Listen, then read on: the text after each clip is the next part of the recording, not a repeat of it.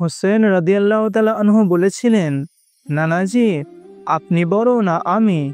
আপনি নিশ্চিত তো এই গল্পটি সত্য? প্রিয় দর্শক, রাসূলুল্লাহ সাল্লাল্লাহু আলাইহি সাল্লামের সিরাত এবং তার পরিবার অর্থাৎ আহলে বায়েত আমাদের ঈমানের খুব প্রিয় জায়গা। তাদের স্মৃতি আমাদের চোখে পানি আনে, হৃদয় নরম হয়। কিন্তু দুঃখের বিষয়, এই আবেগের সুযোগে অনেক বানানো গল্প ছড়িয়ে পড়েছে। আজ আমরা এমনই একটি বহুল প্রচলিত গল্প শান্তভাবে যাচাই করব।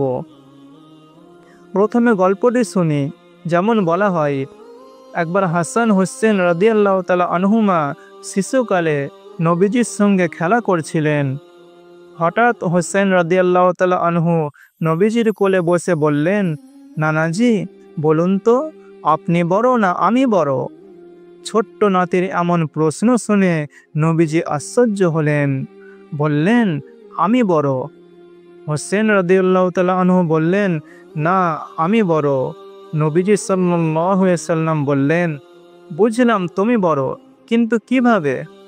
হোসেন রাদিয়াল্লাহু তাআলা আনহু তখন প্রশ্ন করলেন, বলুন তো আপনার পিতার নাম কি? নবীজি সাল্লাল্লাহু আলাইহি সাল্লাম বললেন, আব্দুল্লাহ। হোসেন রাদিয়াল্লাহু তাআলা আনহু বললেন, আর আমার পিতার নাম জানেন? আমার পিতা হলেন আসাদুল্লাহিল গালিব আলী ইবনে আবি তালিব। হোসেন রাদিয়াল্লাহু তাআলা আনহু আবার প্রশ্ন করলেন, আপনার মায়ের নাম কি? নবীজি সাল্লাল্লাহু আলাইহি সাল্লাম বললেন, আমেনা। হোসেন রাদিয়াল্লাহু তাআলা আনহু তখন বললেন, আর আমার মায়ের নাম জানেন? আমার মা হলেন সাইয়্যিদাতুন নিসাই আহলিল জান্নাহ, জান্নাতের রমণীদের সর্দার ফাতিমাতুজ জাহরা। হোসেন রাদিয়াল্লাহু তাআলা আনহু আবার প্রশ্ন করলেন, আপনার নানির নাম বলেন। নবীজি সাল্লাল্লাহু আলাইহি সাল্লাম তিনার নানির নাম বললেন। হোসেন রাদিয়াল্লাহু তাআলা আনহু বললেন, আর আমার নানিকে চেনেন?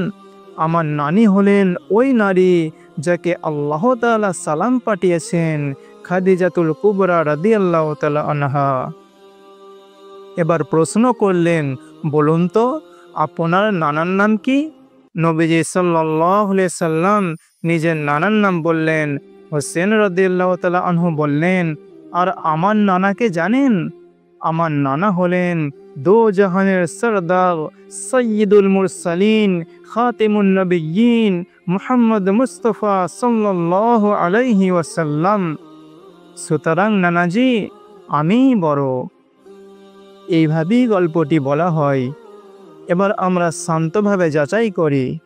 প্রিয় দর্শক, গল্পটি শুনতে খুব সুন্দর। এতে আবেগ আছে, ভালোবাসা আছে, কিন্তু সুন্দর বলেই সত্য হয়ে যায় না। ইসলামের কথা আবেগ দিয়ে নয়, প্রমাণ দিয়ে গ্রহণ করা হয়। এই কাহিনীর কোনো সনদ নাই, কোনো সহিহ হাদিস গ্রন্থে এটি পাওয়া যায় না। অর্থাৎ এটি একটি বানোয়াট কিস্সা। আলেমরা স্পষ্টভাবে বলেছেন, এই কাহিনীর কোনো ভিত্তি নেই, এটি পরে বানানো। তাহলে হোসেন রাদিয়াল্লাহু তাআলা আনহুর মর্যাদা কোথায়? হোসেন রাদিয়াল্লাহু তাআলা আনহুকে সম্মান করার জন্য কোনো গল্প বানানোর দরকার নেই।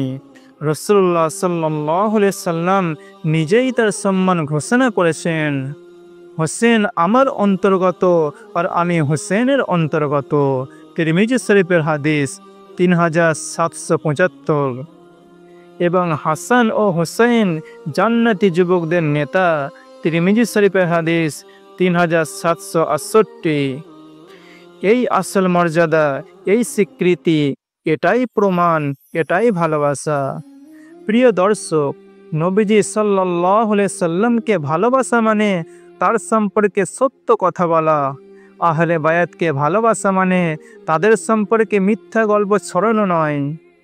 আসুন আমরা যা শুনি যাচাই করি, যা বলি প্রমাণ সহ বলি। প্রিয় দর্শক, যদি আপনি মনে করেন এই ভিডিওটি মানুষকে সহিহ জ্ঞান জানতে সাহায্য করতে পারে, তবে অনুগ্রহ করে ভিডিওটি শেয়ার করুন, যেন অন্যরও ভুল ধারণা দূর হয় আর সবাই সত্য জ্ঞান লাভ করে। আল্লাহ তাআলা আমাদেরকে সহিহ জ্ঞান গ্রহণ ও প্রচারের তৌফিক দান করুন। আমিন। আসসালামু আলাইকুম রহমতুল্লাহ।